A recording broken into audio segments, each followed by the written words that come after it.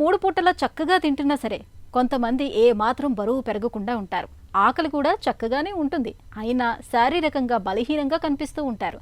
సాధారణంగా పిల్లల పొట్టలో నులిపురుగులు ఉన్నప్పుడు ఇలాంటి పరిస్థితి ఎదురవుతూ ఉంటుంది. పిల్లలు మట్టిలో ఆడుకుంటున్నప్పుడు చేతుల్ని శుభ్రం చేసుకోకుండా అలాగే ఆహారాన్ని తీసుకున్నప్పుడు నులిపురుగుల తాలూకు గుడ్లు పొట్టలోకి చేరే అవకాశం ఉంటుంది. పిల్లల పొట్టలో నులిపురుగులు ఉన్నప్పుడు తిన్న ఆహారంలో ఎక్కువ భాగాన్ని ఇవి లాగేసుకుంటూ ఉంటాయి. దీంతో పిల్లల ఎదుగుదల ఆశించినంతగా ఉండదు. పిల్లల పొట్టలో నులిపురుగులు ఉన్నప్పుడు ఏం చేయాలో, ఎలాంటి వైద్య సాయం అవసరమవుతుందో ఇప్పుడు తెలుసుకుందాం.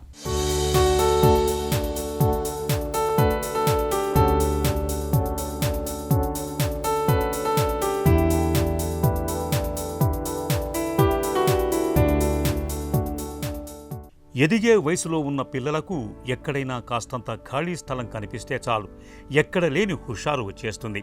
తనివి తీరా ఆడుకుంటూ చేతులతో పాటు ఒంటి నిండా మట్టిని పూసుకుంటూ ఆనందిస్తూ ఉంటారు.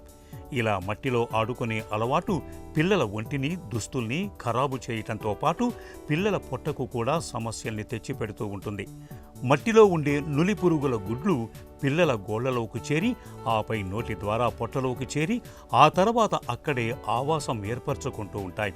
మట్టి ద్వారానే కాదు, కలుషిత ఆహారం, అపరిశుభ్రమైన నీటిని తాగినప్పుడు కూడా పొట్టలోకి నులి పురుగులు చేరే ప్రమాదం ఉంటుంది.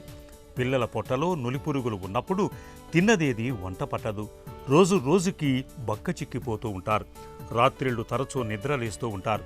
మలద్వారం దగ్గర బాగా దురదగా ఉంటుంది. అన్నిటికీ మించి రక్తహీనత అనేది పెద్ద సమస్యగా మారుతుంటుంది. ఈ వామ్స్ అనేవి పారాసైట్స్ అండి. ఈ పారాసైట్స్ ఏంటంటే మన జీవరాశుల్లో ఒకానొక జీవరాశి అది. మనకు అనిమల్స్ ఎలా అనుకుంటున్నామో ఆ టైప్ ఆఫ్ అది.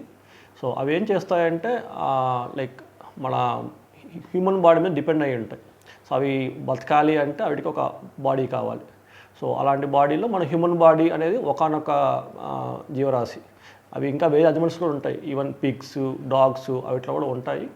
బట్ మన హ్యూమన్లో కొన్ని రేర్గా బయటపడుతుంటాయి ఇవి. అండ్ మెయిన్లీ ఈ పారాసైట్స్ అనేవి స్టమక్లోనే ఉండడానికి ఎక్కువ అవకాశం ఉంది. అలాగే స్టమక్ ఒకటే కాదు, ఇది చాలా ఆర్గాన్స్లో ఉంటాయి. బ్రెయిన్లో ఉండొచ్చు, లివర్లో ఉండొచ్చు, ఈవెన్ ఐస్లో కూడా ఉండొచ్చు ఈ పారాసైట్స్ అనేవి. మనం కామన్గా చూసేవి ఏంటంటే స్టమక్లో ఉన్న పారాసైట్స్ వామ్స్ అంటాం దాన్ని. యూజువల్గా అది మనకి ఈ మలం ద్వారా, ఫీసెస్ ద్వారా బయటికి వెళ్తుంటుంది. అండ్ అది వెళ్ళి సాయిల్ని కంటామినేట్ చేసి ఆర్ ఎనీథింగ్ డైరెక్ట్గా కంటామినేషన్ అవ్వచ్చు. సాయిల్లో ఆడుకోవడం, కొంతమంది పిల్లలు సాయిలో చెప్పులు వేసుకొని తిరుగుతుంటారు. ఆ చెప్పులు వేసుకొని తిరగకపోయినా ఏదైతే ఈ పారాసైట్స్ ఉంటాయో ఇవన్నీ వెళ్ళి సాయిల్లో కూర్చొని ఉంటాయి. డిఫరెంట్ ఫామ్స్లో ఉంటాయి, కొంచెం లార్వా ఫామ్లో కూడా ఉండొచ్చు. అవి ఏమవుతాయంటే మనం బేర్ ఫుడ్ అంటే చెప్పులు లేకుండా సాయిల్ మీద నడుస్తున్నప్పుడు దాని ద్వారా ఎంటర్ అవ్వచ్చు. ఇంకోటి ఏంటంటే లైక్ బాగా ఆడుకొని ఇంటికి వెళ్ళిన తర్వాత హ్యాండ్స్ శుభ్రంగా వాష్ చేసుకోకపోవడం వల్ల ఆ లార్వాని మనం క్యారీ చేసి అది అలా ఫింగర్స్ నోట్లో పెట్టుకోవడం వల్ల స్ప్రెడ్ అవ్వచ్చు. అండ్ మరీ ముఖ్యంగా కంటామినేటెడ్ వాటర్, ఈ ఫీకస్తో కంటామినేటెడ్ వాటర్ వల్ల స్ప్రెడ్ అవ్వచ్చు. లైక్ ఇంతకుముందు కలరా వ్యాప్తి చెందేది ఇలా. ఇంకొకటి మనం తినే ఆహారం, ఫ్రూట్స్ కావచ్చు, వెజిటేబుల్స్ కావచ్చు, శుభ్రంగా వాష్ చేయకపోవడం వల్ల సాయిల్ నుంచే వస్తాయి. అవి చక్కగా వాష్ చేయకపోవడం వల్ల కూడా స్ప్రెడ్ అవ్వచ్చు. మెయిన్ ఇంతకుముందు ఆరు బయట మలవిసర్జన చేసేటప్పుడు ఇవన్నీ చాలా కామన్గా చూసేవాళ్ళు. ఎందుకంటే అది చాలా సాయిల్ కంటామినేట్ అయ్యేది. ఆ చుట్టుపక్కల వాటర్ మన పొలాలకు యూజ్ చేసేవాళ్ళం. సో ఆ ఫ్రూట్స్ అనేవి కంటామినేట్ అయ్యి మన ఇంటికి వచ్చేటప్పుడు మనం శుభ్రంగా క్లీన్ చేసుకోకపోతే ఈజీగా వచ్చే అవకాశం ఉంది. పిల్లల పొట్టలో ఏలిక పాములు, నులి పురుగులు, కొంకి పురుగులు, బద్దె పురుగులని 4 రకాలకు చెందిన పురుగులు కనిపిస్తూ ఉంటాయి. బాణపొట్టతో ఉన్న పిల్లల్లో ఏలిక పాములు ఎక్కువగా ఉంటాయి. వీటితో మలద్వారంలో దురద మినహా పెద్ద సమస్యలేవి ఉండవు. అయితే ఒక్కోసారి ఏలిక పాములు ఊపిరితిత్తుల్లోకి చేరే ప్రమాదం ఉంటుంది.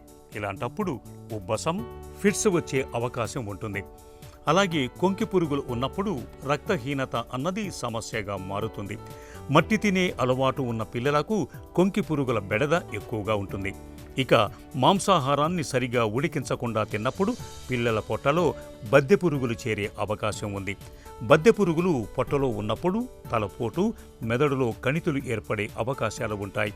పిల్లల పొట్టలో నులి పురుగులు ఉన్నప్పుడు పిల్లలతో పాటు పెద్దలు అందరూ ఆల్బెండజోల్ మాత్రల్ని గానీ సిరప్లను గానీ తీసుకోవాలని చెబుతారు డాక్టర్లు. యూజువల్గా సిమ్టమ్స్ అంటే చాలామందికి అసిమ్టమాటిక్గానే ఉంటారండి. అలాగే సిమ్టమ్స్ ఉన్నట్టు కూడా తెలియదు మనకు. సో కొంతమంది పిల్లల్లో మైల్డ్ సిమ్టమ్స్ నుంచి మోడరేట్ సిమ్టమ్స్, ఇంకొంతమందిలో ఇది సివియర్ సిమ్టమ్స్ కూడా రావచ్చు. మెయిన్ సిమ్టమ్స్ వచ్చి కొంతమంది పిల్లల్లో స్టమక్ పెయిన్స్, సింపుల్ కోలిక్ అంటుంటారు. ఈ పారాసైట్స్ ఎప్పుడైతే ఎక్కువ అయ్యి మల్టిప్లై అయ్యి ఆ పేగులను అడ్డు పెడతాయో ఈ కోలిక్ సిమ్టమ్స్ రావచ్చు. కొంతమంది పిల్లల్లో చాలా ముదిరిపోయి అవి అసలు పూర్తిగా ఇంటెస్టైన్ బ్లాక్ చేసి అబ్స్ట్రక్షన్ అంటారు ఇది. సో వాళ్ళల్లో వాంతులు ఎక్కువ కావడం, మెయిన్ పసుపుతో వాంతులు రావడం, పొట్ట తీవ్రంగా ఉండడం, మోషన్ పాస్ చేయలేకపోవడం కూడా రావచ్చు. అదర్ సిమ్టమ్స్ అంటే మెయిన్లీ ఆకలి వేయకపోవడం. ఈ వామ్స్ ఏంటంటే మన మన ఇంటెస్టైన్ని డ్యామేజ్ చేసి కొంచెంగా బ్లడ్ని బయటికి లాస్ చేస్తుంటాయి. సో అనీమియా కూడా రావచ్చు, రక్తహీనత కూడా రావచ్చు. దానివల్ల చిన్నపిల్లలు నీరస పడిపోవడం, స్కూల్లో పర్ఫార్మెన్స్ అవి ఇవ్వలేకపోవడం, అండ్ కొన్నిసార్లు వామ్స్ ఈ మోషన్ ఇలా మార్గం నుంచి బయటకు వచ్చి మళ్ళీ లోపలికి వెళ్తుంటాయి. సో ఆ టైంలో అట్లా వాళ్ళకి దురద వేయడం, ఇవన్నీ సాధారణ లక్షణాలు మనకైనా అనిపించి పొట్టలో పురుగుల వల్ల ఇలా ఉండొచ్చు అని మనకు అనిపిస్తే ఒకసారి డాక్టర్కి వెళ్ళి చూపించుకోవడం బెటర్. అండ్ కొన్నిసార్లు ఏంటంటే వేరే కారణాల వల్ల ఈ సిమ్టమ్స్ ఉండొచ్చు. సో మెయిన్లీ డాక్టర్ చేసే పని ఏంటంటే ఎగ్జామినేషన్ చేసి చూసి ఇది వామ్స్ వల్లేనా లేదంటే వేరే కారణాల వల్ల ఈ సిమ్టమ్స్ ఉన్నాయా. వామ్స్ వల్ల నిర్ధారించుకుని ట్రీట్మెంట్ చాలా ఈజీ. సో చాలా మెడికేషన్స్ ఉన్నాయి, మెయిన్లీ మెబెండజోల్, ఆల్బెండజోల్ రొటీన్గా వాడే మెడికేషన్స్ ఇవన్నీ. సో యూజువల్గా ఇప్పుడు మన గవర్నమెంట్ స్కూల్స్లో కావచ్చు, గవర్నమెంట్ వ్యాక్సినేషన్ చేసిన కావచ్చు, రొటీన్గా ఇచ్చేస్తుంటారు. ఎందుకంటే ఈ సిమ్టమాటిక్గా లేకపోయినా కొంతమంది పిల్లల్లో ఆల్రెడీ ఇది ఇన్హాబిటేషన్ ఉంటుంది. సో వాళ్ళకి ఎవ్రీ 6 monthsలో ఒక డోస్ ఇస్తుంటారు. అలా కాకుండా కొంతమంది పిల్లల్లో ఆ డోస్ తీసుకున్నా కూడా సిమ్టమ్స్ ఉంటాయి, పర్సిస్టెంట్ ఇన్ఫెక్షన్ అంటాం. అటువంటి వాళ్ళకి మెయిన్గా డాక్టర్ని సంప్రదించాలి ఖచ్చితంగా. దానికి తగ్గట్టు చికిత్స చేసుకోవాల్సి వస్తుంది. సో వామ్స్ ఎందుకు వస్తాయి అని మనకు తెలిసినప్పుడు నివారించడం చాలా easy. So mainly contamination of soil, contamination of hands, contamination of eatables, ఈ మూడింటిని మనం కంటామినేషన్ నుంచి ప్రివెంట్ చేయగలిగితే మనం దీన్ని డెఫినెట్గా ప్రివెంట్ చేయొచ్చు. మెయిన్లీ ఆరు బయట మనం వచ్చి ఆపాలి, బాత్రూమ్స్లోనే వెళ్ళాలి. And hand hygiene, main hands wash చేసుకున్నాకే మన ఇంట్లోకి రావడం. ప్లస్ మనం ఏదైనా ఈటబుల్ తినేటప్పుడు శుభ్రంగా హ్యాండ్స్ వాష్ చేసుకోవడం. అండ్ మనం తినే వస్తువులు ఏదో ఫ్రూట్స్ కావచ్చు, వెజిటేబుల్స్ కావచ్చు, అది యూజ్ చేసేటప్పుడు శుభ్రంగా వాష్ చేయడం వల్ల మనం ఇది ప్రివెంట్ చేయొచ్చు. అండ్ ఆరు బయట వెళ్ళేటప్పుడు అండ్ సాయిల్లో తిరిగేటప్పుడు తప్పనిసరిగా చెప్పులు వేసుకోవాలి. పిల్లల పొట్టలో నులిపురుగులు ఉన్నప్పుడు అవి ఒకరి నుంచి మరొకరికి వ్యాపించకుండా తగిన జాగ్రత్తలు తీసుకోవాలి. పిల్లల్ని సాధ్యమైనంత వరకు మట్టిలో ఆడకుండా చూడాలి. చెప్పు లేకుండా పిల్లలు మట్టిలోకి వెళ్లకుండా చూడాలి. మల విసర్జన తర్వాత పిల్లల చేతుల్ని బాగా శుభ్రం చేయాలి. అలాగే గోర్లు పెరగకుండా ఎప్పటికప్పుడు కత్తిరిస్తూ ఉండాలి. పొట్టలో నులిపురుగులు ఉన్నప్పుడు పిల్లలకు లాగు నిక్కర్లు వేయటం మంచిది. రాత్రిపూట మలద్వారం చుట్టూ వ్యాజ్లైన్ గానీ లేదా ఆముదం గానీ పూయటం వల్ల దురద లేకుండా ఉంటుంది. పిల్లల పక్కల్ని తరచూ మారుస్తూ ఉండాలి. కనీసం 6 నెలలకోసారి ఆల్బెండజోల్ మాత్రల్ని గానీ సిరపులు గానీ పట్టిస్తూ ఉండాలి. ఇలా అన్ని రకాలుగా జాగ్రత్తలు తీసుకుంటే 2 వారాల లోపల పిల్లలకు నులిపురుగుల బెడద తగ్గిపోతుంది.